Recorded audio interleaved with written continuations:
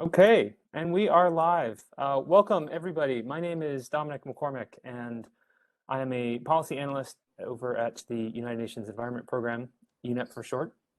I serve in a role on the Sustainable Infrastructure Investment Team, as well as it's part of a partnership called the Sustainable Infrastructure Partnership that UNEP is involved with several other UN agencies and NGOs and other public sector partners. So we're delighted that you have decided to spend some time with us this afternoon or this morning or this evening, wherever in the world you are.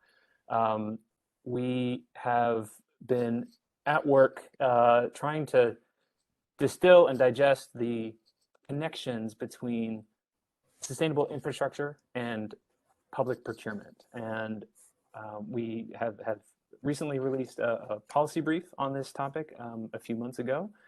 And but more on this and more on the state of play and the landscape of sustainable infrastructure, I'd like to turn things over to my colleague, Beibei. Over to you. Thank you, Dominic. Good morning, good afternoon, and good evenings, dear colleagues and partners. I'd like to start by first extending a warm welcome on behalf of UNEP and also the organizers to all of you for joining this webinar today. In particular, it is a great pleasure to be joined with a group of distinguished panelists today to discuss this very timely and very important topic on the role of public procurement in promoting sustainable infrastructure. We all know that infrastructure underpins the sustainable development in so many ways. Research by our partner at UNOPS and Oxford University shows that infrastructure in broad terms influence 92% of the SDG goals. Running water, power, transport networks, they're all essential services connecting people for a better life. However, for those influences to be positive to the people and the planet, the infrastructure we're going to build over the next 10, 20, 30 years must be more sustainable than the ones we have been building over the past 100 years. So today, a first key message I'd like to share with you is that public procurement can play a central role in driving the sustainability of infrastructure. We know that government is the single largest financier and a planner when it comes to infrastructure development. Nearly 2/3 of the cost of the infrastructure in developing countries is covered by the public sector. And in advanced economies, it is about 40%. So that means that governments have the opportunity to lead in the adoption of sustainable public procurement practices. And given its enormous purchasing power, to possibly transform the market by setting better standards and by influencing other stakeholders to follow suit. On the other hand, if you look at infrastructure life cycle, we will note that the procurement phase occurs relatively early. So this presents a critical opportunity to embed sustainability considerations early on in the procurement and the overall planning processes, so as to minimize the negative impact on the environment and society throughout the project implementation and operational phases. The stakes are even higher if you consider the trillion-dollar government stimulus packages that are about to be spent in the context of pandemic relief. Therefore, it is imperative that we use this opportunity to leverage the power of public procurement and invest in sustainable infrastructure for green and resilient recovery, and avoiding expensive locked-ins to carbon-intensive infrastructure stocks. And we have already many of the tools and frameworks available to achieve this important transition, as noted in the recent UNEP policy brief. To this end, international organizations and development partners are working together to promote knowledge and experience sharing.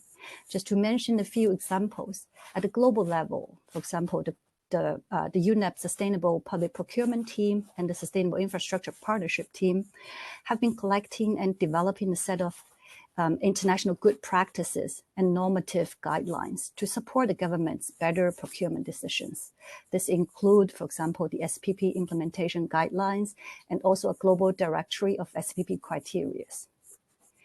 And governments around the world are also actively piloting programs and innovative tools from green building certification to performance-based tenders. So I'm sure we will be hearing a lot of good country practices from the panelists in soon.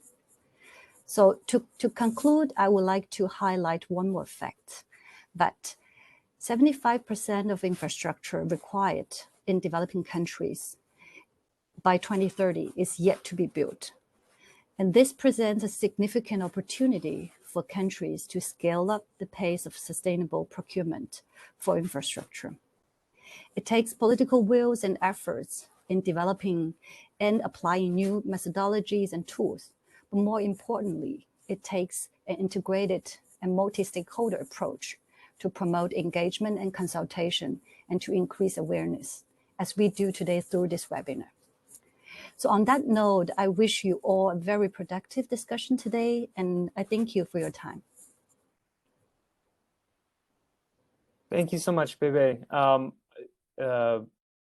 Really fantastic summary of what's at stake and the opportunities and power that this angle can help in terms of transforming and greening so many aspects of our economies. I also just wanted to additionally highlight the integrated and multi-stakeholder approach that is illustrated in the distinguished panelists that we have today. That includes the Netherlands Ministry of Infrastructure and Water Management, OECD, the private sector in Tata Projects, based in Mumbai, and the UN Development Program. So I'm really excited to hear from all of our panelists, and I'm grateful for their time today. But I also want to thank some of our partners. This would not be possible without their generous support. So that's the Swiss Federal Office for the Environment, the Global Environment Facility, and the Ministry of Ecology and Environment of the People's Republic of China. So thank you to them. And yeah, so right before we launch into our panelists, I'd like to hand the floor over to Sanjay Kumar, one of our partners within the One Planet Network. Sanjay, over to you.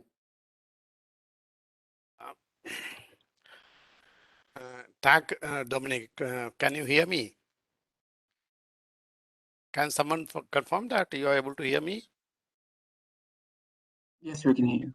We can hear you. Yes, great. So, good morning, afternoon, and evening, ladies and gentlemen. In fact, Beibei covered the entire aspects of what this sustainable procurement policy brief is about. But I also like to thank Dominic for the opportunity, and also thanks Lucas, who is sitting on the background, Rowan and Faidaka, who are not there, for taking lead in organizing this webinar, and all team members who directly or indirectly contributed to the publication of this policy brief on driving sustainability to public procurement of infrastructure. This brief was released, as mentioned by Beibei, a couple of months. I remember sometime in, at the end of 2021. And it is indeed wonderful, to engage with the leading voices and converse on this topic today. Beibei covered, the most of the important point, but those points are so important, I would like to repeat them in doing my, conversation on these topics. So coming to the today's topic, the importance of sustainable infrastructure has been flagged by global community and leaders. There is absolutely no doubt about it. Providing infrastructure is not just important for economic development and well-being of our people, but is crucial for achieving many SDGs. I think the Beibei, the report with quoted, they say they talk about something like 94% of the SDGs. So just imagine, the contribution of infrastructure. While the need for infrastructure development is paramount, its improper planning and execution can lead to severe consequences on environment and society. For example, we know that, existing stocks of infrastructure and uses is responsible for 75% of the GHG emission globally. Similarly, impact of new infrastructure contribute heavily towards raw material extraction, resource consumptions, energy and water consumption, and not to forget, impacts on the lives of the people engaged in construction industries globally. So let us, look at this big picture, at the big picture. World, as Beibei mentioned, and also the policy wave mentions, the world needs to spend roughly about USD 94 trillion by 2040 to meet infrastructure needs of our generation and future generations. And out of this spend, that is $94 trillion, majority of that spend is going to come from the, the government and multilateral agencies who contributes roughly towards, 40 to 65%, depending on the which parts of the world you live. In case of developing countries, is closer to 65%, and in case of developed countries, closer to, 40%. And, look at the opportunity again, because in developing countries where the most of the infrastructure will be coming in the, in coming decades, next decades. So 75% of the infrastructure needed in developing countries is by 2030 is yet to be built. So that provides you the, the opportunity that we have in, how do we construct, how do we design, how do we implement, how do we execute the construction project and take benefits out of it. So if you look at this data carefully and try to make sense of these figures, the three figures that we talked about, what comes out clearly is that government have to play a large role in delivering infrastructure that not only meets the development needs of the society, but also, good to the people and the planet. And that is where, the role of public procurement comes, because since the government is going to spend the majority of the money, the role of public procurement becomes very much crucial in delivering infrastructure that are sustainable, resilient, and low carbon. The decision made during the procurement phase of the infrastructure cycle plays an important role because it not only impacts how infrastructure is conceived and designed, but also how they are, really executed in the field, how they are used, and how they are dismantled after the end of service life. However, it is easier said than done. While there are some great examples and good examples of sustainable procurement of infrastructure projects in many parts of the world, I also say a concern of the large section of the stakeholders who feels that there are challenges in procuring infrastructure that is fit for purpose and sustainable in the broadest possible sense. The purpose of bringing this policy brief is to bring out key issues related to sustainable procurement of infrastructure and to simplify the, the entire things for easy grasp of policymakers, practitioners, contractors, and multilateral development agencies who are engaged in financing the infrastructure projects. The role of private sectors and the role of the contractors is also very paramount because they have the biggest control on what products goes into the projects, where they come from, and how on-site workers' health and safety and their other rights are ensured at the construction sites. I once again thank the entire team engaged in developing this policy brief. I'm sure this brief would serve its intended objectives. I also take opportunity to invite you to join the interest group on sustainable procurement of infrastructure of One Planet Network. We are a small community consisting of organizations and individuals from various countries. We believe in shared learning and progress, and our goal is to mainstream sustainable procurement of infrastructure.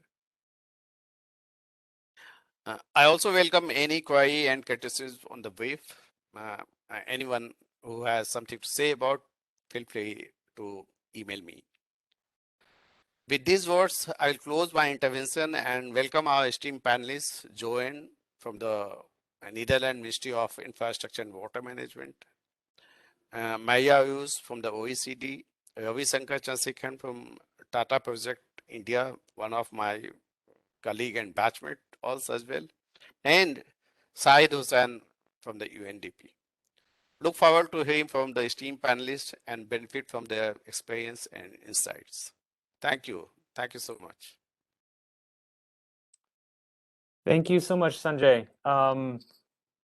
Critical things that you highlighted. I was particularly struck by, again, this value of 94 trillion. Just thinking about if that, or even a portion of those funds were spent on circular materials and clean energy and projects that are connecting and cultivating more community, just like how transformational that can and will be. So one other thing, just to remind all the panelists to please feel free to use the chat function in the WebEx box on the right side of your screen to post your questions. We will be monitoring this throughout the session, and we'll be getting to your questions after all four panelists have completed their presentations. And with that, I am delighted to introduce Jeroen Van Alphen, who's a project leader on sustainable public procurement. He works for and forgive my pronunciation of the Rijkswaterstaat, the executive agency of the Ministry of Infrastructure and Water Management. He focuses on the Dutch SPP criteria tool, which offers minimum requirements and award criteria for 46 different product categories. This includes catering, cars, roads, laptops, office furniture, so a wide range. This tool is free to use, and it's available in English at www.sppcriteria.com. I'll share that link in just a moment. Jeroen's main focus is determining how to transfer the knowledge they have obtained from pilot projects, front runners and leaders to greater majorities of people. So and his guiding philosophy is that alone you go faster and together you go further. So fantastic words that also resonate with me. Jeroen, thank you so much, and the floor is yours. Thank you, Dominic, and good morning, good afternoon, good evening, all participants. I'll share my presentation. Of course, hopefully it works. Let's see. Assume you see the presentation, also in presentation modus. No, we see the program actually. That's what I expect.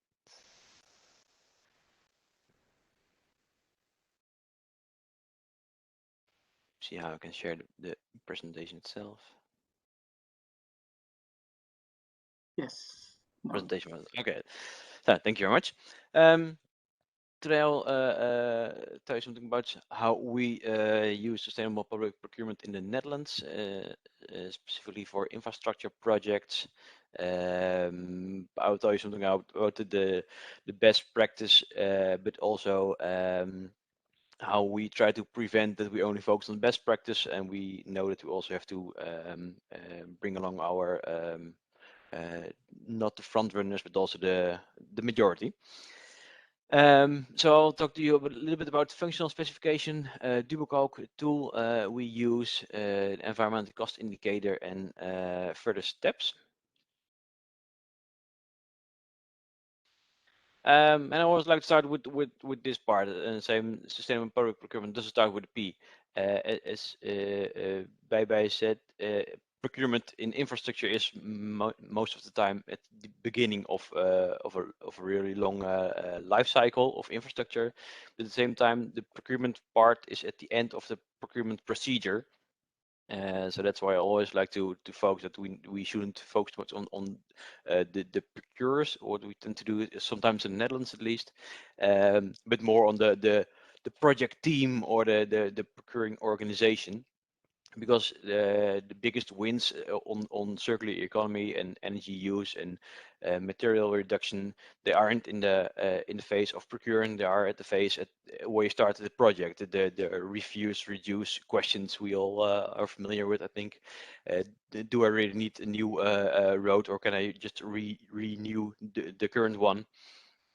So the biggest wins are not in the procurement phase, but in the project team or at the procurement organization. How do we do it at Rijkswaterstaat? We use functional specification. I'll tell you a little bit more about it, and we try to monetize the environmental impact of these different projects. And to show you that we not only doing it in pilot phase or pilot projects, we do it in all our big projects. Even in the sluice, you see it in the picture, or the lock is the biggest lock in the world. I assumed is opened 2 weeks ago. And even in a procurement like this, it's an 800 million euro project. We still use this approach to make it a little bit more sustainable procurement. So first, functional specification. It's about what I want versus what I need. I don't want a tunnel. I want to get somehow from one end of the river to the other end of the river. And if it's a boat or a bridge or a tunnel, I actually don't really care. I want to get to the other side. So no specific technical solution is demanded, but of course we do give conditions. So we ask the minimum amount of cars which could pass from one end to the other end. But you see that still a lot of also in Netherlands, a lot of municipalities, they still try to prescribe everything they want until the detail of what kind of screws do you use and what type of lighting do you use. But we try to do more specific, functional, and doing so we try to base all our decisions on life cycle costing and total cost of ownership. And to make it more practical, we translate it into contracts.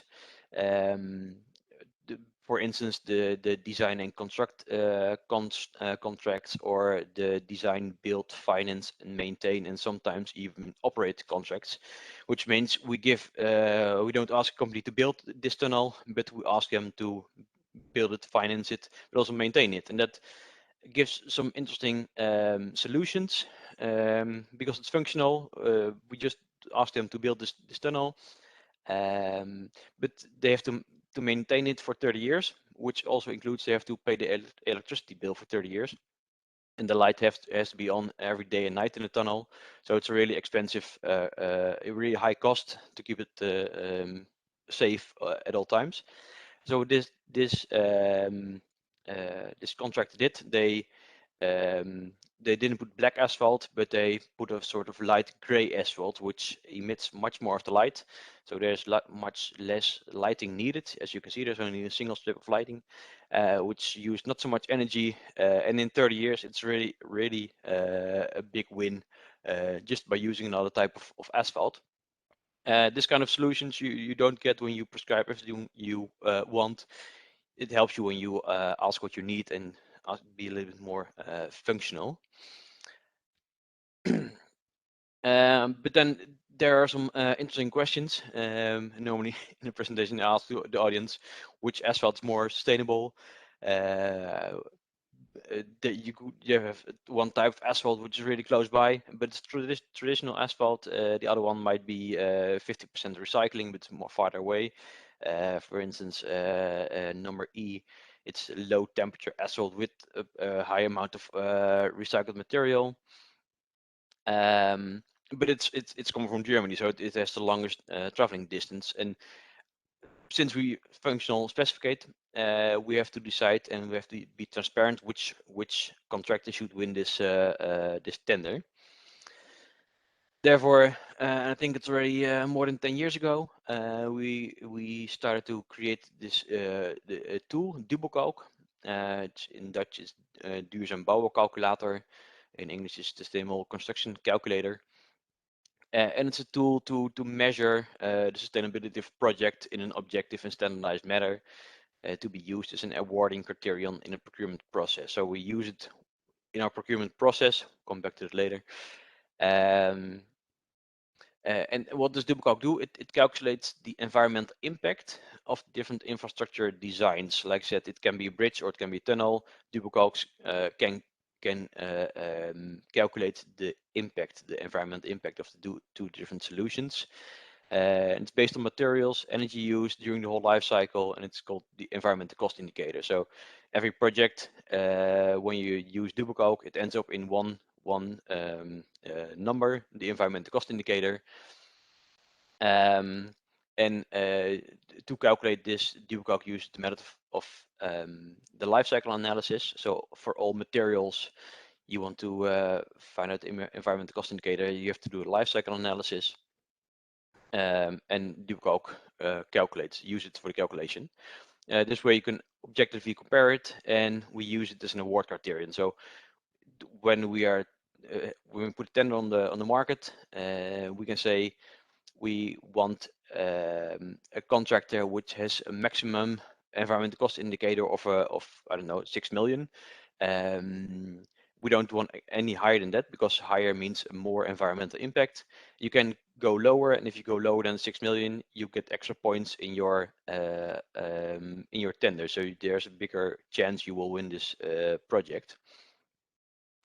So how does it work? Actually, it's all materials. They're in this Dutch library, the National Database of Building Materials. And for every type of material, every type of asphalt, there is a life cycle analysis has been performed, and so they are all in this library. Also for concrete, for bricks, for different types of wood. This library is really full with life cycle analysis of all, well, I don't want to say all different, a lot of different materials we use in infrastructure.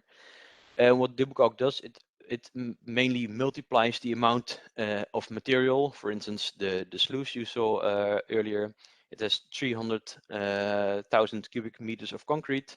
You add 300,000 cubic meters, multiplied by the specific type of concrete, multiplied with or add also the traveling distance from the concrete factory to the project. And it all sums up into this one single figure, the environmental cost indicator of this project. As I said, the life cycle analysis is underlaying under all different types of materials. These life cycle analysis, they are based on the European standards, so they can be used everywhere in Europe, I would say. And it calculates all the environmental category, the effects of all the environmental categories. There's a list, and half of it I really don't know, but of course the climate change is one familiar one. It's the carbon emission equivalent. It's here at 50 euros per ton. And for all different types of environmental effects, there are weighing factors, and this all yields up into this environmental cost indicator of this specific type of material. So how can you use DuboCalc? Like I said, it's an award criterion. The bidder with the lowest environmental cost indicator, so the most sustainable design, is best valued.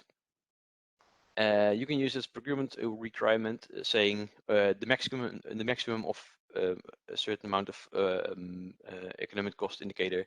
You can't come up with a solution which has a higher environmental cost indicator. We say we want as sustainable as possible, so lower is better. Also for contracting companies, they can use this tool. They can just start playing with it, using different types of materials, different types of traveling distances, different types of amount. You can say I can use a thinner layer, a thinner wall for my sluice, but with a stronger type of concrete. But this concrete probably has a higher environmental cost indicator, so in higher emissions.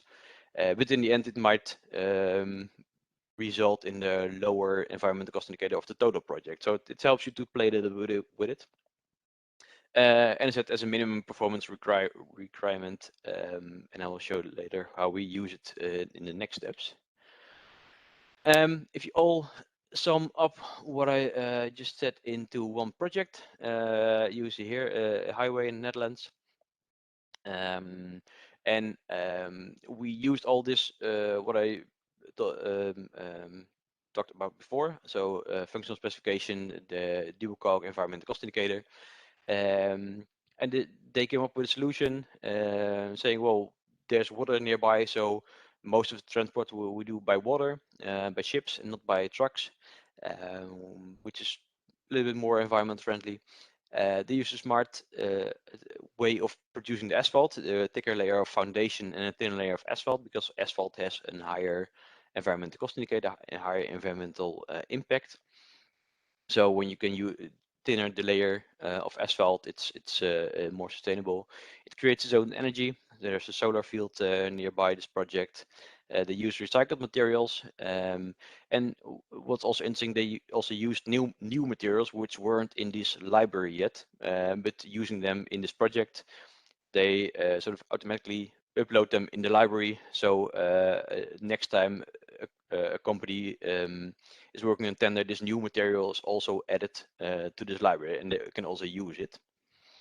But this, I think it's in 2017, Rijkswaterstaat was the winner of tender procedure of the year by the Procurement Plus network, because it's an example of how it looks, how it could look when you incorporate sustainability into infrastructure projects.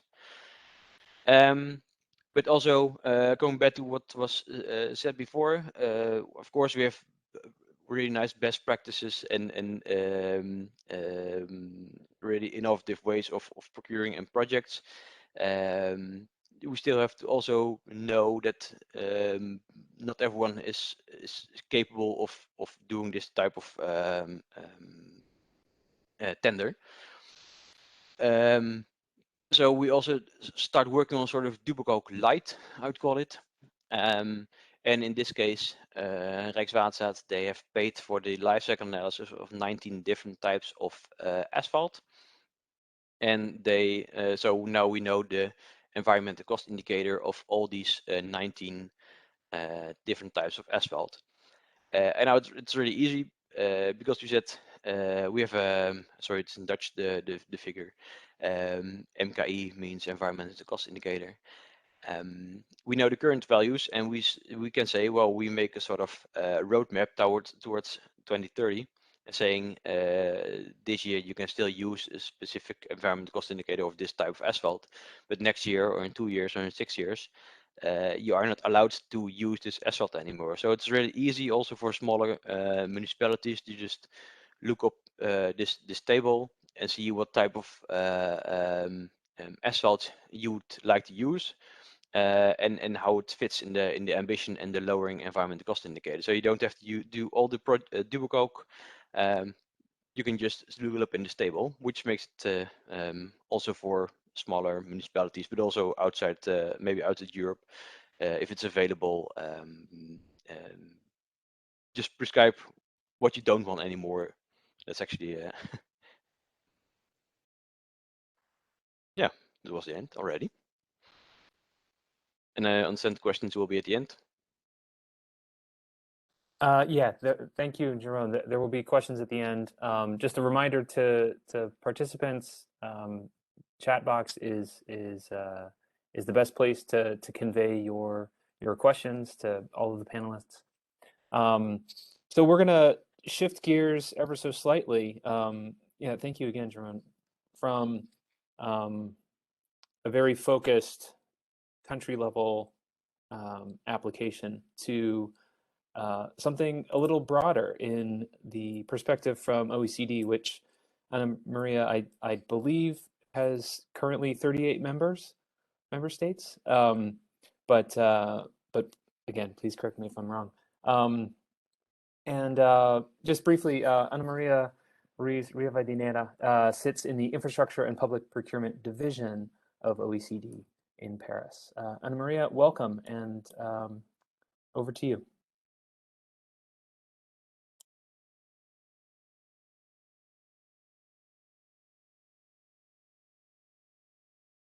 Ana Maria, I believe you may be, we can't hear you. Hear me now? We can, yeah. Yes. I'm having some issues with the connection through the computer, but I'm connected with the phone. So okay, great. By now we know how to do these webinars and have plan Bs always. I'm glad that you can hear me. I was just saying that thank you very much for the invitation and to the other panelists for very interesting country examples and new tools. As you mentioned, I will present a more general perspective in terms of the good practices and tools that we are using at the OECD based on experiences from the currently 38 member countries of the OECD. So let me share my screen.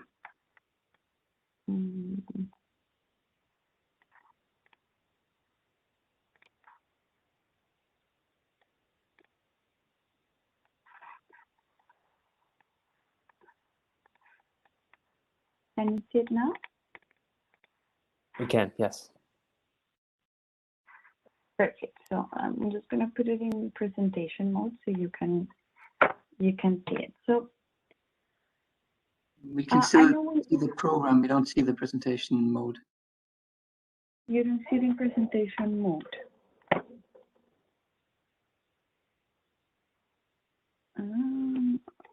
That's strange. Is it still the same? Yes. No, perfect. I think there is a bit of delay and I think I just stopped it. Well, I'm going to start presenting and hopefully you will be able to see the screen. Let me know if in a couple of minutes it's not working perfectly. So what we were discussing in terms of numbers, I just wanted to point out again and highlight the message that we discussed already from the previous two interventions in terms of what is the level of investment that is required in the next couple of years. What we are seeing here is for the International Energy Agency and looking at investment trends from public and private sector in terms of the past trends until 2020. Then we see the announced commitments in terms of green commitments from OECD member countries and what will we need to do in order to achieve the net zero scenario. So we see that to achieve the commitments that government or the pledges that governments have made in the last couple of years, they will need to more than double the investment, the past trends, which is already quite a lot, but we will need to almost increase to 4 times in order to achieve the net zero emissions. In terms of source of financing, receive investment by technology in terms of low emission fuels, efficiency, and use and clean electricity. But when we see in terms of the source of finance, we will need both increase in public but in private investment to ensure this transition. So key messages from the graph: the investments are huge. We need to collaborate both with the public and the private sector, and we need more than the existing commitments to achieve the net zero scenario. So based on this context, can really showing the slide? Okay, there we go. In this context, what we've been doing in the Governance Directorate is to develop a recommendation. You can't see your presentation anymore. You can't see the presentation anymore. Today is not the day for the... Okay, let me try again.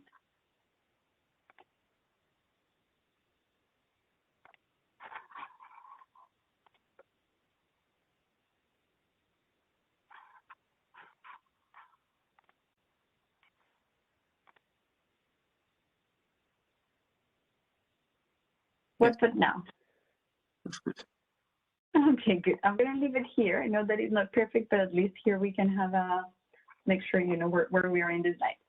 So I was just saying that in order to ensure that investment delivers on these and other commitments, the OECD launched in 2020 a recommendation on the governance of infrastructure that has 10 pillars that looks through life cycle perspective, starting from strategic planning all the way to project implementation, public procurement, delivery of infrastructure, use of evidence-based decision-making, regulatory framework, and to provide like a whole of government approach in terms of what are these good practices to make sure that investments are done and are delivered on time and within budget. We see that this is a one-in-a-generation opportunity to undertake this direction for a green pathway. And we need, to ensure that there is capacity, coherence, and clear direction to set the right signals and incentives to the private sector. So good governance contributes to both ensuring that public investment is done in an efficient way, but also promoting private investment and ensuring that it's channelized to the right projects. We have collected some data in terms of alignment of infrastructure investments with green objectives. In particular, how governments report to align their long-term strategic vision, either the comprehensive plan that they have in infrastructure investment or sectoral plans, with our strategic objectives. We see that in terms of environmental and climate action, this is actually quite high, but still 33% of countries reply that they don't do this alignment. In terms of other important objectives, such as national and long-term vision and regional development plans, it's around a bit more than 50% that do make this alignment, and gender and inclusion policies, only a few are doing this alignment. So we see that there is increase in green and aligning with green objectives, and we see that most countries do this through key projects to enable broader sustainability initiatives. 100 of countries say to use this type of tool to align. So it's more at the project level that we say we need to make sure that the projects we are going to prioritize in the long term contribute. So this is quite good, but so there is other elements that could improve in terms of resource efficiency in construction and operation, for example, but also the use of R&D to promote environmental friendly infrastructure. So we see that there is a scope to improve on this end. So based on this discussion, what we thought is, let's set from a governance perspective, what are the different elements or angles where we can support this sustainable transition. We see that a big part is linking infrastructure planning with environmental objectives, but also ensure grid criteria they could include in project appraisal and project prioritization, ensure coordination, identify potential and challenges for promoting natural-based solutions. And the main one that I would like to explore today, based on the discussions of the forum, is the use of public procurement to improve sustainability objectives. But I want to make sure that this is just part, let's say, of the narrative, and we need to make sure that we do a full cycle perspective to make a sustainable transition. So going back to the use of green public procurement, what we have seen is that there is an increase. It was already quite high in 2014. We see that 90% of countries were either using it at the central level or at least in some procurement entities. By 2018, we see that already all OECD countries are using this type of strategies. As we saw in the case of alignment with strategic planning, it's the most common, let's say, or I think it was the starting point on this strategic procurement, but we see that there are other elements that are being taken into consideration during the public procurement strategy and process. Why green public procurement? Well, it definitely contributes to our local, regional, national, international environmental policy goals in terms of achieving emission reduction through PPP strategies, for example.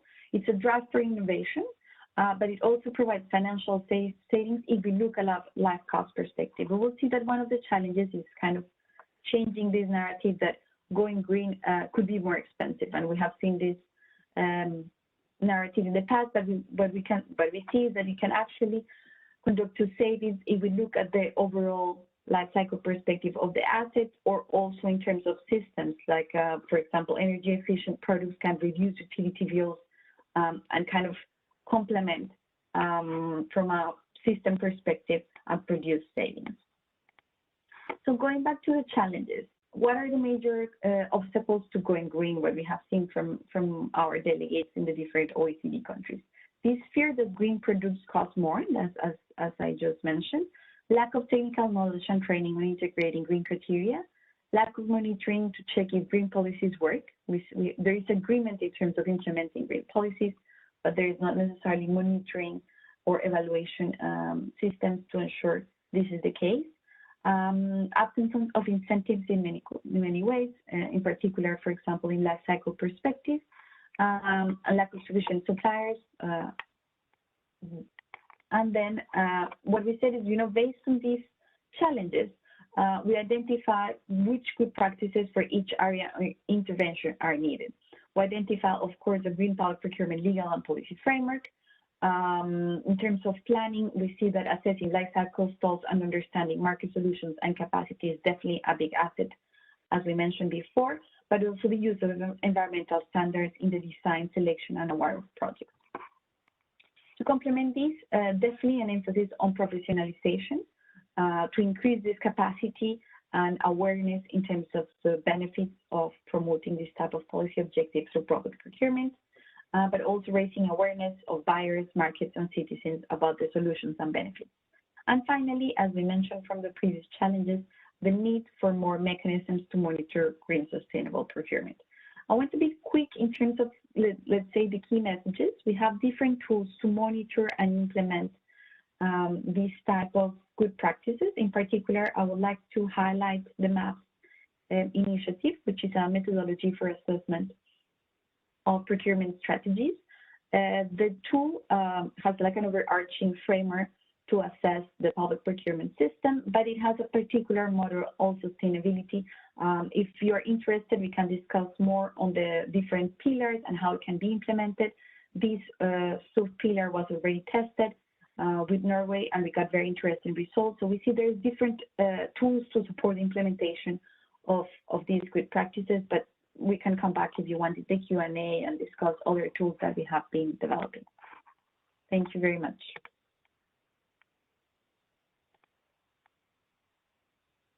Ana Maria, thank you so much.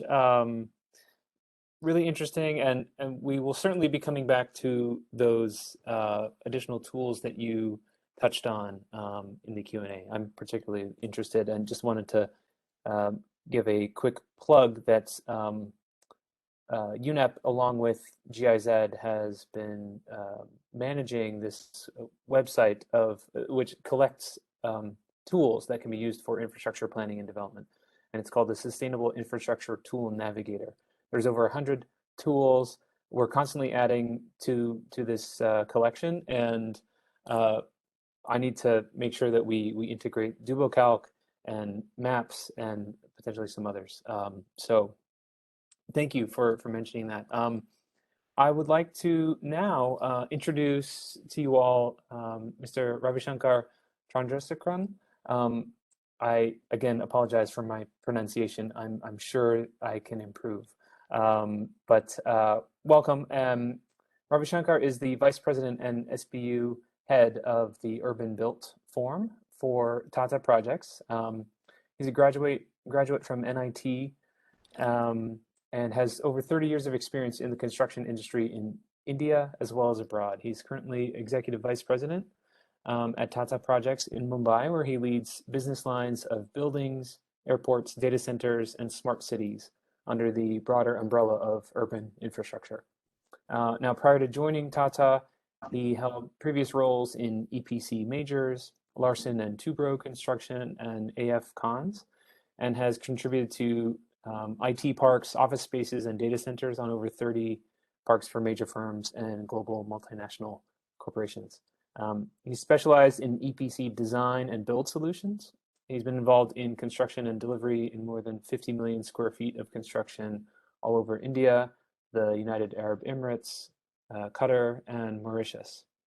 His specialties include procurement, construction planning, construction technology, proposals, contracts, and business acquisition.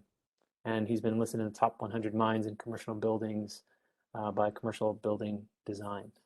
He also has completed training at the University of Michigan's Ross School of Business. Ravishankar, welcome. Thank you so much for your time in your evening window, a few hours ahead of us in Central Europe. So we're delighted, and please take it away. Thank you. Thank you, Dominic. I hope I'm audible to all of you. Thank you. I don't have any presentation. I just want to convey my views on two aspects. I am a contractor.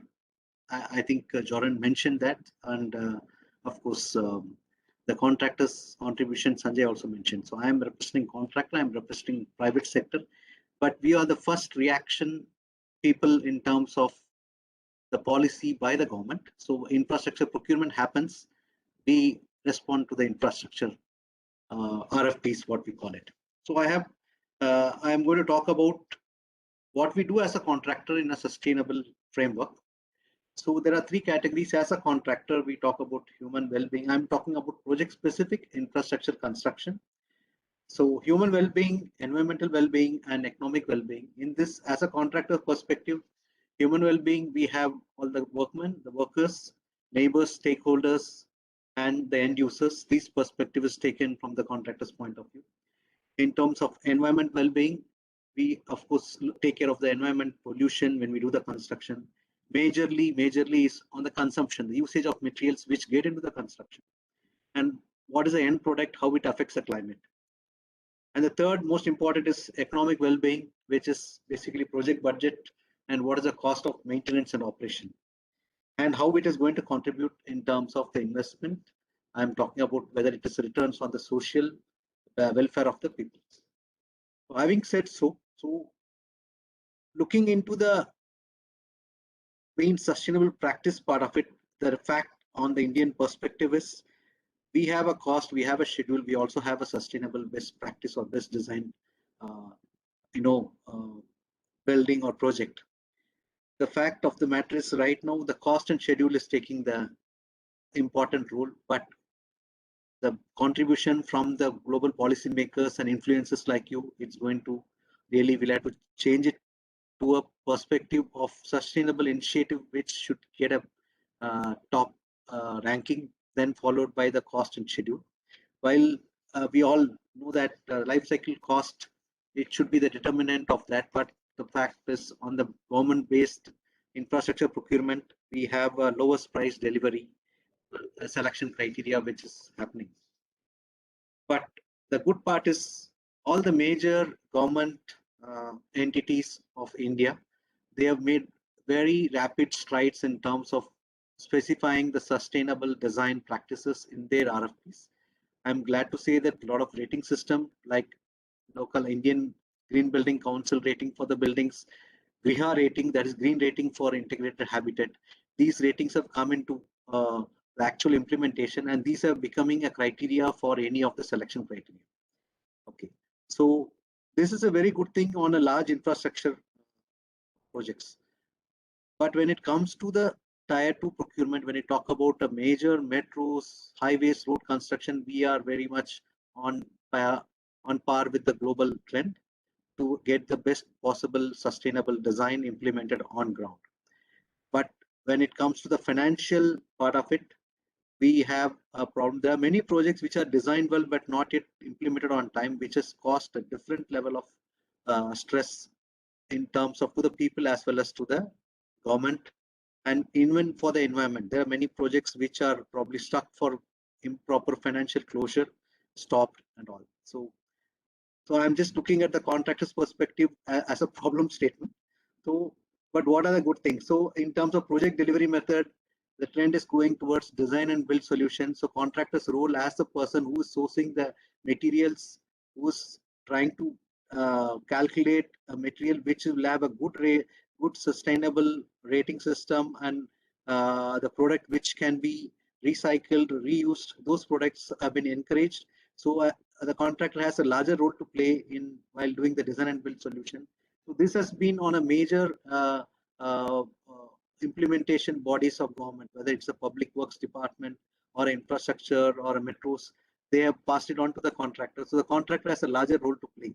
So we have to make a major investment in terms of knowledge and in terms of equipped and trained people to have those design implemented. It's a very good move. Following by the next is financing. I think the government is working out means and methods to bring in public-private partnership. So there are many successes. There are also few failures which has happened. So I think there will be a ratification which will happen on a policy level. When it comes to the contracting structure, there is an encouraging movement in terms of value engineering proposal. So we have been asked, like, while the selection criteria has been basically on a low cost or low capital cost rather than a life cycle cost, but there is a weightage which is being given in terms of contractors being asked to propose a value engineering alternate proposal, where they can probably provide them the cost of probably high investment and low operating, and overall total cost of ownership comes at a lower than the initial investment what is made on other alternative methods. So these are very good improvements which is happening on the infrastructure on the Indian side. And there are mandatory sustainability management plan which has been mandated for the major projects, so which is a very good move.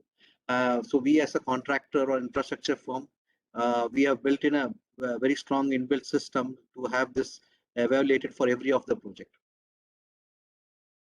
When it comes to scheduling part, this is one of the area where, as I mentioned, the cost and the schedule which takes the forefront. So this remains even to the benefit of the contractor. We try to provide the accelerated construction schedule. Infrastructure delayed, denied, or stopped, it's again is going to be lost to the human people for whom it has been meant for. And while we do, if you see the last 2 decades of development, whatever major infra is happening in the midst of the city, almost major cities are undergoing a metro construction. So when we do a scheduling, so it's a responsibility of the infrastructure contractor to engage with the people who are staying there and make a roadmap, windows of working times, both day and night. And so this is one of the key problems for the all metro cities, even for the tier 2 cities for which metro constructions are happening. So this also is now is part and parcel of contractor's proposal. So the contractor becomes more responsible to engage with the local affected people and try to schedule the construction, plan the construction, dust free, pollution free, make it probably modular outside and erect in the minimal possible time. So this is helping the project as well as for the people. When it comes to the cost, which is the major cost of estimating, I'm talking about estimating. I did mention about selection criteria on a low cost basis, but there have been trends which is asked for models of a life cycle cost. There have been contract forms which is design, build, operate, and maintain. And on that basis, there is a flexibility for the contractor to propose a modern or sustainable design where there is a benefit in terms of reduced operation cost, reduce impact on wastages, and so that is also becoming one of the eligibility or selection criteria, which is a very good move. Okay. And there are many other elements of construction part, which I think Jeroen also mentioned in terms of asphalt, concrete. There's a continuous improvement, and there is a networked learning a network which adopts for the latest technology to be adopted. So we are in a better space there. Utilization of the major construction material, like particularly cement, low carbon, and construction part. But there are certain areas where we are not in position to change over. So we are still dependent on a concrete construction. Steel is cost prohibitive in this part of the world. So, but the trend is moving towards that. And modular construction offsite is a trend is coming up now. Now I'm talking about the modern buildings, where I just want to highlight particularly on the data centers, where it's a huge requirement. It's a major development happening in the country. So there are a lot of new technologies in terms of power saving design and alternative cooling methods, which is really very welcome move, and we are very much excited. That particular industry is so dynamically changing on a day-to-day basis. So we are trying to adopt and learn from the global developments here, and we are also trying to make which is suitable for the local environment. So that in that scenario, there are a lot of usage of renewable energy is emphasized, and the government is fully supporting. Okay, this is the perspective which I want to give on a contractor basis. But as Tata Project, I want to share probably 2 very interesting projects. The Tata Projects were involved in complete river regeneration project in the state of Rajasthan, where a river was completely regenerated with the complete treatment, with the installation of STPs. Complete landscape of the river of 20 kilometers have been completely transformed into a clean water, proper sewerage, STP, water reusage, and on the both the sides of the river, there is a complete uplift of the people's living standards, and it also helped the municipality to uh, clean up, make the city into a cleaner perspective. And such proposals have been welcomed by the various states. This is one unique project, and this project was secured by Tata Projects in a unique model which is called Swiss Challenge. So we went to the government and proposed this, and that was accepted. The value benefits was evaluated by the government. One of the first project to have the evaluation done on a Swiss Challenge, and we got this award. So this is direct impact to the people in terms of whether in terms of economic value add for that particular area, it has gone up like anything. Living standards have improved. There are 4 cities. I will come to the next project where Tata Projects is personally, involved. We have acting as a as a PPP player for the 4 cities. We have implemented smart lighting solutions. Around 400,000 LED street lights have been implemented on a PPP model. So Tata Projects have taken this. We evaluated the complete power consumption of the existing lightings. We designed the entire light requirement, converted into a power saving, power efficient LED models, and connected it with the networked CCMS panels, where everything is connected to a dashboard. So I am glad to say this 400,000 lamps across 4 cities is almost getting 60 to 65% of power saving, and it is self-funded. So the power saving by the municipal corporation has been invested back to the PPP player like us. So there have been good benefit for all the people concerned. The lights are there, people are safe. The light is again controlled by a dashboard. Where there is unwanted time, we have a dimming mechanism completely controlled. And this is practice is getting extended to various other cities. And we are glad to be part of this unique solution, and we are one of the largest players in this.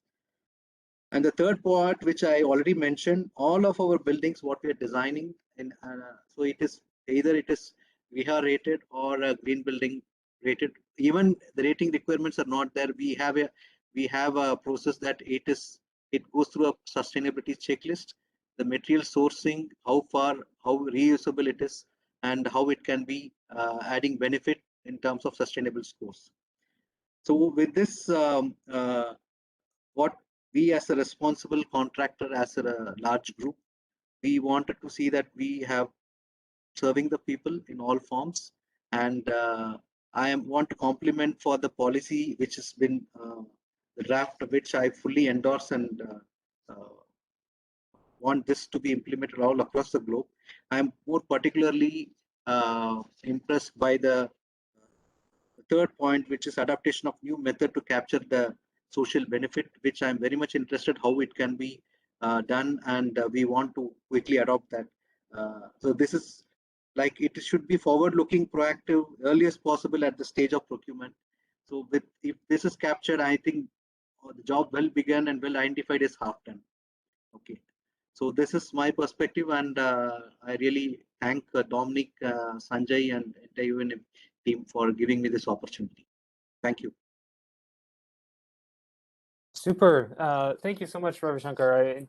I was particularly struck by how you've described these critical elements of scheduling, training of the materials and the cost limitations, just with the high cost of steel, and also the cooling methods in data centers, which we are depending on for even having this meeting. The fact that there are so many data centers that yet to be built, where just thinking like how can those be more efficient in the energy that they're using? Where are they being sourced from, and how can we keep them cool with innovative technology? So yeah, very grateful for your intervention and reflections from this essential private sector perspective. So thank you. Thank you. Thank you. I am also just reminding attendees, please submit your questions. We'll be collating a few in the last few moments of this webinar, but I am pleased to introduce Shadi Hussein from the United Nations Development Program. Since August of last year, Shadi's been serving in the role of head of procurement for UNDP country office in Iraq, leading a large procurement team of 45 people, which includes 20 engineers, as well as 17 procurement officers. He has previously served as head of procurement in Afghanistan, also for UNDP, and his background and expertise originated from working with procurement support unit in the UNDP headquarters in New York City, where he worked for 9 years and handled a wide spectrum of procurement categories. So Shadi, welcome, and the floor is all yours. Thank you. Thank you very much, Dominic. Let me just try to share my screen and let me know if you see it. Yeah, we can see it. It's not in the wide presenter mode, but we can see your slides. How about now? Perfect. Yep. Good. Okay. Well, thanks again, Dominic, rest of the panel, for having me. Yeah, I was invited to be a panel member for this discussion, mainly because of how we are integrating sustainability into, or trying rather to integrate sustainability into our everyday procurement, not only within the procurement process, but rather the entire life cycle. So here in UNDP Iraq, actually more than 90% of our procurements are related around infrastructure. So largely, we are most interested in how we can successfully try to integrate sustainability within construction works. So our country office, along with UNDP headquarters and procurement support unit, we have held several discussions together to try and brainstorm some ideas of how we can incorporate sustainability measures. And so I'll go over some of the ideas that we've put together.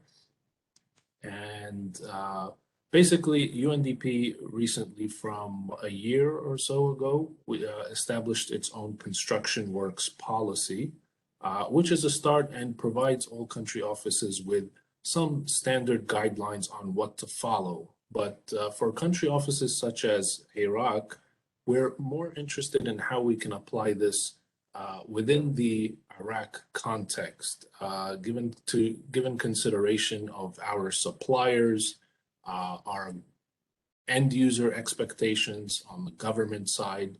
So these are some of the ideas how we can integrate such sustainability. So it's not only within the procurement cycle, but rather the design phase, the specifications, how we source the suppliers and the contractors, the evaluation stage, and also at the contract management stage. So it all goes hand in hand.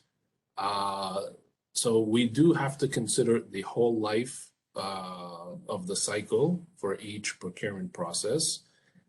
Within the specifications, and I'll go even a little bit more detail in the next slides for each of these components, but at the specification level, we want to define what are the mandatory sustainable requirements and technical specifications. Should we consider doing a pre-qualification exercise, right? Because pre-qualification generally comes with the, the feeling that, okay, this will further prolong the procurement process, but not necessarily if this is done maybe during the design stage, right? Rather than when the design is completed. The evaluation, how will we evaluate bids? Whether it's a pass-fail, whether we should consider a scoring mechanism. And finally, the contract management stage, how we can follow up with our contractors to make sure that the sustainability measures are being implemented to our expectations and to the maximum possible extent. So at the design level, it's important that program and operations work closely together from the beginning, from the onset, because oftentimes program doesn't necessarily involve procurement personnel or operations in the beginning, and then sometimes it's too late. So some of the ideas that we believe can be beneficial to think about during the design stage are minimize resource use and emissions during construction. How does it contribute to the health and well-being of its users? Minimize resource use and emissions. Is it resilient and adaptable? And how can we reuse and disassemble at the end of life stage? As my colleagues on the panel earlier said, sometimes when we try to think about green procurement, this often comes with a higher cost, which is in many ways problematic for UN agencies because of limited budget. So we also have to think about, are we being practical in terms of value for money, right? Of course, we want the highest extent of, green sustainable measures, but can we even afford it? Are we ready to do that? So it's important we also consider that. Yeah, so at the specifications level, so we can think about some minimum qualifications. What are the minimum type of experiences we expect? Do the bidders and the contractors have fair and ethical employment practices? Do they have past experience with delivering and designing environmentally improved buildings? What kind of environmental certificates do they hold that are internationally known? Do they have a written environmental policy? What are their procedures for managing and treating hazardous and non-hazardous waste? How do they minimize water usage? How do they recycle waste and other components? And then, of course, we have technical specifications as well, some of the things to consider, with regards to materials, what are the expected building emission and energy use, and things like that. Eco labels, of course. So the criteria to be applied depends on what approach is used. Traditionally, the requirements are integrated in the scope of works or the specifications or the bill of quantities. But with a design and build approach, sustainable outcomes are defined and the contractor remains responsible for meeting the outcomes. And again, in the Iraq context, this has been challenging in the sense that, Iraq doesn't have recognized international certifications or standards. So it is somewhat of an introduction to our government counterparts and our suppliers. On the supplying of on sourcing of suppliers, some of the things to consider. So pre-qualifying, if we want to do a pre-qualification exercise, some of the important components, do they have a proven track record? Do they have documented knowledge and experience of designing and specifying environmentally improved buildings, low energy, ventilation, etc.? Can they demonstrate their plans and procedures for reducing waste? And can they demonstrate environmental policy? So again, pre-qualification, it often increases the overall procurement time, but if we consider doing it in parallel to the design phase, it can bring more value rather than adding time. Especially if we're working on a high value tender where the cost of preparing the bids is probably unattractive to many bidders. They probably don't want to invest so much time in preparing their bids, in which case pre-qualification can help in that.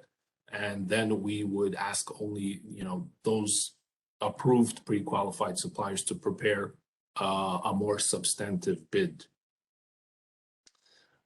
In the evaluation stage, I'm probably running out of time, so let me just go quickly over this. So in the evaluation, again, some things to consider. What type of accreditation do they have? ISO certificates that are relevant to the environment. What are their sustainability commitments? Because we're in the evaluation stage, I just want to say that because we do infrastructure, our most used type of tender, in most or even all cases, is what we call invitation to bid. Generally, the criteria for that is pass-fail. However, not necessarily, we don't want to be too restrictive on the market where we put such environmental criteria and we end up failing many suppliers, right? So we're thinking together with our policy unit how we can even possibly consider a scoring mechanism to introduce into our ITBs, or rather do more of an RFP approach where we can assign higher points to those companies who can demonstrate adequate environmental documents and history. So these are being considered currently. And finally, in contract management, these are some of the important steps. Performance reviews to prove delivery against sustainable contract clauses and key performance indicators, again, water and energy consumption on site, how are they controlling the waste, proof of payment of salaries and taxes, and increase the number of employed women and local labor. And then some areas to look at also during the defects liability period. And then lastly, these are some of the questions we've developed with our policy unit that are relevant to the Iraq context, but also will be very well relevant to other country offices, right? So we want to do everything we can in the name of green and sustainable procurement, but we also have to think about some of these ideas and questions that we put forward. Reviewing the government regulatory framework and sustainability reference, promote engagement with relevant authorities to present case for sustainability integration, training of government counterparts, increase use of environmental and social impact assessments, engaging in end beneficiary dialogue, and then deliver showcase pilot projects, there is one we're working on currently. Other than the government and end user side, we also have to consider training procurement personnel, how we can factor these measures into our procurement cycles and into our tender procedures. And lastly, and equally important, is conduct local market research on supplier sustainable construction practices and supplier workshop on sustainable practices and tender processes, right? Again, we want to make sure that the suppliers are ready and capable to offer us proposals and bids that can meet our expectations in sustainable procurement. That's all for now. So I think I will pass it on to Dominic, probably to start the Q&A session. And thank you again, everyone, for being present. It's my pleasure. Thank you so much, Shadi. I was delighted to see some of your major steps at the end include some of the principles that us at UNEP produced in the good practice principles for sustainable infrastructure, with impact assessments being one of the major ones. But again, like the role of training and capacity development of teams and staff seems to be a common thread that has connected a lot of the interventions today. So to kick things off, I had and please to the participants, anything that comes to mind, please add it to the chat. Going back a little bit ago to Jeroen, I was curious with the DuboCalc tool. Two parts to my question. What kind of a signal has that tool provided throughout the construction industry, if you're able to comment on that? And then also, secondly, and perhaps even more potentially interesting to the community here, is if another country would like to design something similar to this costing tool, what advice would you give them? Thank you. Two interesting questions. I think the first one, what did it change? I think we are sort of lucky enough that we, as Rijkswaterstaat, we have a really big wallet. We spend about 3.5 billion euros a year on infrastructure alone. And we developed this tool together with ProRail, that's the Dutch executive agency for rail. So Rijkswaterstaat does only roads and waterways. ProRail is the one for railroads. We developed it together, so with all big contracts, we ask it from all our contractors. So everyone, all the big contractors in the Netherlands, they are working with it now. And they know the principles, and they know how they can get some points in their tender phase. And you see that also some smaller public procurers, like the water management organizations, and also some bigger municipalities, they also start using it because it's familiar, so it's easy to ask, and you give the same signal to the market. So I think it has changed the market, but it also has to do that we spend a lot of money on it, so it makes it easier for contractors also to join it. And the projects we do there where we use DuboCalc, they're almost always about 30 or 40 million euros for every project. So it's sort of really big projects, like I said, also up to the lock I showed in the first slide, up to contracts from up to 1 billion euros. So it helps if you just send it to the market, say we want it this way. And the second question is how if other countries want to use it. I think the calculator itself isn't so shocking, I would say. It's of course complicated, but it's just a calculation tool.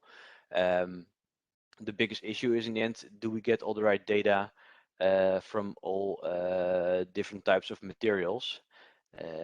In the same time, we use European standards for calculating these life cycle analysis and the environmental cost indicator. So you could ask yourself whether some type of concrete in the Netherlands is really that different than a sort of concrete in another country. So maybe there's parts you can just copy paste, but at the same time, it all depends on the really big database and the library underlying on the DuboCalc. That's I think the hardest part.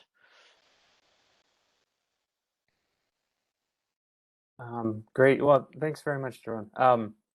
I wanted to pick up again on another theme that had been mentioned in a few places, and that's monitoring, the ability to monitor and describe the benefits that have been achieved. And so maybe initially directed to Ana Maria, like how can stakeholders better monitor what countries are doing, or what regional and city governments are doing? Like what measurement options are available, and what do you see as some performance indicators that would be essential to keep in mind, whether it's from a public sector analysis or even somebody doing academic research?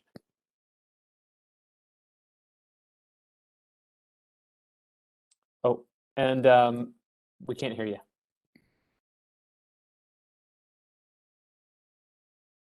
Is it better now? Yeah, okay, great.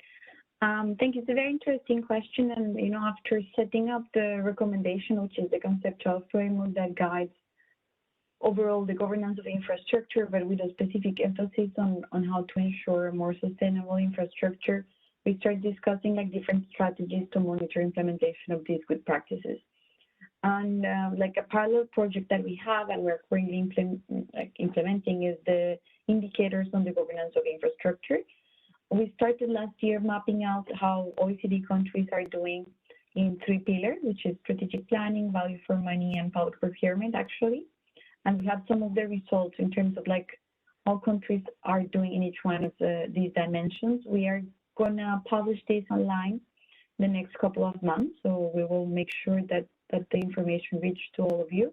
But in the second phase, what we will do is, monitor some other pillars, but also include more specific questions on green infrastructure, having this life cycle perspective approach, because as we see, of course, there is important elements on the public procurement process, but it depends a lot on how the project, is prioritized, appraised before, entering into the tender process, the use of data, what's also highlighted by Jeroen, if you don't have the right skills and the right data already collected, it's hard to undertake or implement green public procurement. So what we are doing is this assessment from a life cycle perspective, and hopefully we'll be able to share, for these results, it will be in 2023, but we are making some good progress in terms of mapping out how OECD countries are doing. Great, thanks very much. I'm mindful of the time, and certainly there's much more that we can dive into. So I want to give all the panelists an opportunity to perhaps it could be as short as 30 seconds of one opportunity that you see that has yet to be addressed or harnessed. Excuse me. And then also an ask of you is how can UNEP and the One Planet Network, how can we assist? What is something that we can do, whether it's new threads of inquiry or additional support, because we want to make sure that we're doing it as best as we can to facilitate this transformation. So I extend that offer, and also just to think about what we can help with. So I'll just go in the order that I see you all on my screen. Ravi Shankar.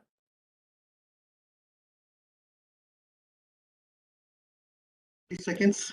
So I would like UNEP to influence the policymakers. I like the infrastructure governance network in a more structured and implementable manner.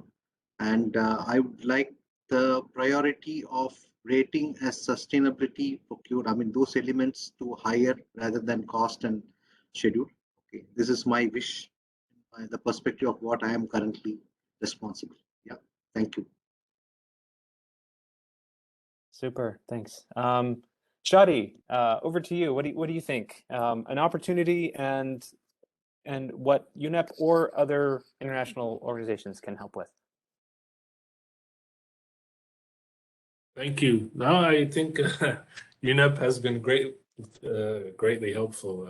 I know UNDP and UNEP have worked together to develop much of these procurement guidelines and sustainability. But the biggest challenge I see from procurement side is really on the supplier side, especially in countries such as Iraq.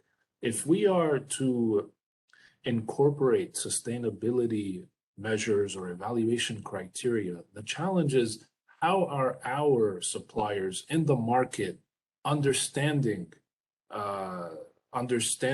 these components that we're trying to get, right? So there's some training involved, the way I see it, or some kind of development needed from the supplier side. Unfortunately, many times what we get are local suppliers. We don't get many international suppliers. And of course, local suppliers sort of have an advantage because, especially in Iraq, where security may be an issue in some locations and things like that. So it's really training the local contractors and how they can better understand our needs and our thinking around environmental standards that we want to head towards in the future. Thanks, Shadi. Ana Maria.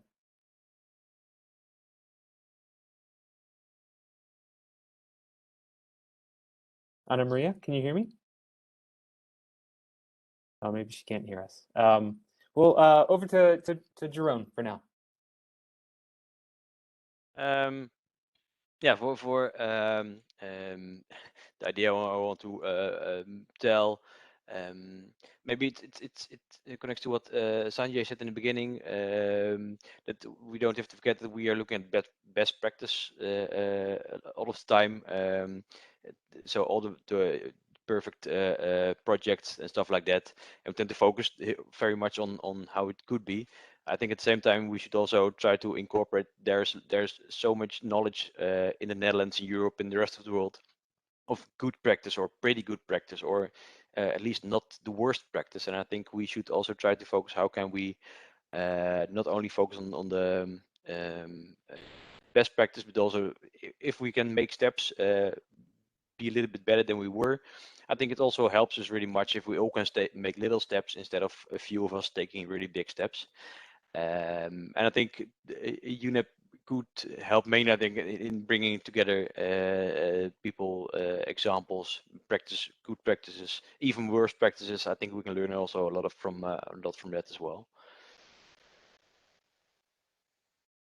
Indeed, so many lessons to learn. I think that's a big component of storytelling, right? Like we can produce as many reports and policy briefs, but we need to also be able to connect the story to many in the whole ecosystem of stakeholders in the procurement landscape. Sanjay, did you have any last words you'd like to share?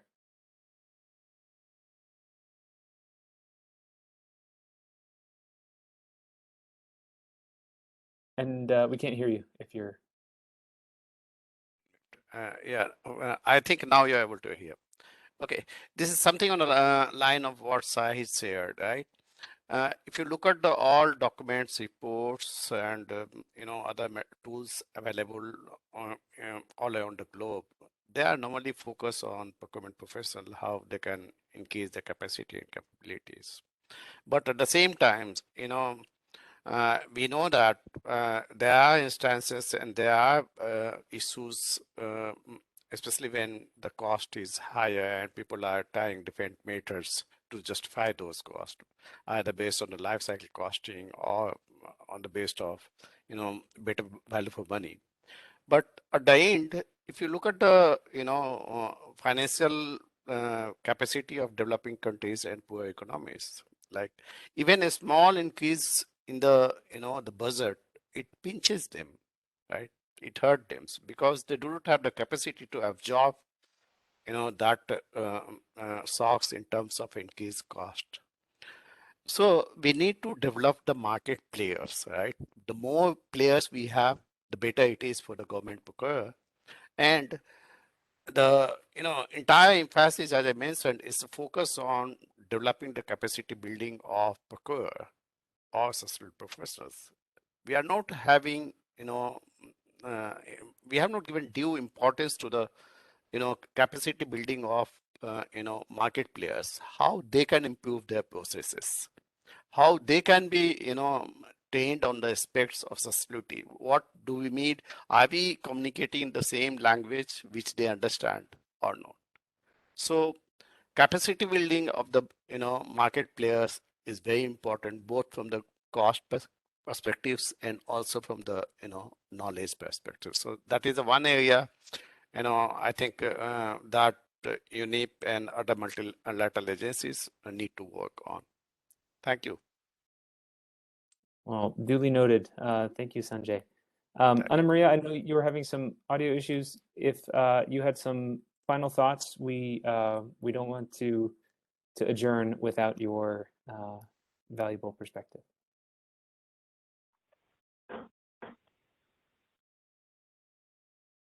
Thank you, and apologies for all the logistic issues. Can you hear me? Perfect. Okay, that's great. I think, like from the OECD perspective, I say the key messages is like the interconnectivity of the different elements that we have discussed, the need to produce data, increase capacity, and ensure that these procurement strategies are supported by the entire life cycle perspective. That, you know, the moment we start procuring, the asset has gone through the appropriate appraisal process, and that as a whole, countries are having an infrastructure investment strategy that is well aligned with infrastructure investment. We have very interesting case studies in each one of these, so we'll be also happy to share them with you, and thank you for the opportunity. Thank you, Ana Maria. Well, I know we're a few minutes over. I just wanted to mention that I have shared my email address in the chat. So participants, if you have further questions, and I know I apologize we weren't able to get to those just for time constraints. But please let me know. I will try my best to connect those questions to our distinguished panelists. The conversation does not end here. This is clearly an indicator, given how many people showed up and the breadth and depth of expertise and organizations that are involved and interested in this, that we need to have more opportunities to connect and share best practices, share deep challenges and how we are planning to overcome them. I mean, it is quite clear of how much, as Anna said, the interconnectivity, it's related all to SDGs, to development pathways, to climate considerations, to resource efficiency, to the human elements of economic health and livelihoods. So I just want to, on behalf of UNEP, thank you all, but also reaffirm that we stand ready to assist and partner, and if there's opportunities where we can collectively tackle a question or run some training programs and capacity building, we're ready to do that. We just we work for the member states. So I'm grateful for this opportunity for us to all be here at the same moment. And again, a big round of applause to our panelists. We wouldn't be able to do this without you. And again, if there's anything that we can do, just send me a note and we'll try our best to connect the dots, as I said. So with that, thank you again. I wish you a wonderful evening, afternoon, and remainder of your morning. And hope to see you all again in the next chapter, whatever that entails. But onward we march. Thank you again. Thank you. Thank you. Have a good afternoon.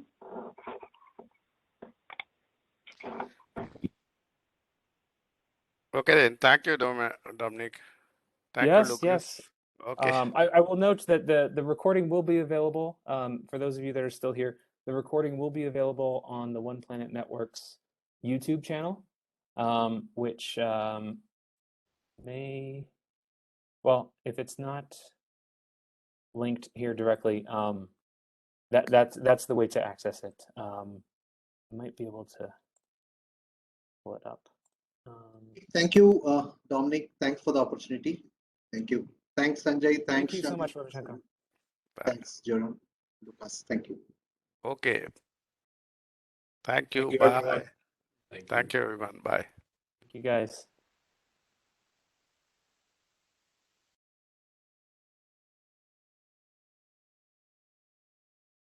Thanks, Jeroen. Take care. Thank you as well. Interesting presentations also from the colleagues. So okay, appreciate your time. Yeah, thank you. Okay. Bye-bye. Bye.